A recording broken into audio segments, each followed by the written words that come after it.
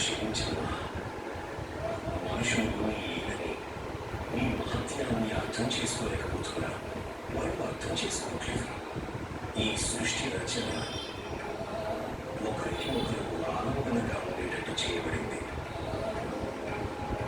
జీవులు అన్నీ పరస్పరం ఒకదానిపైన ఒకటి ఆధారపడి ఉన్నాయి. మనుషులు చెట్ల మీద ఆధారపడ్డారు.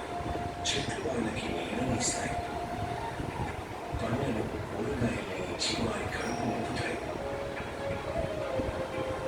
అయినా కానీ మనుషులు ఆ చెట్లని దారుణంగా నరికేస్తున్నారు. ఎందుకంటే వాళ్ళకి విలాసంగా ఉండే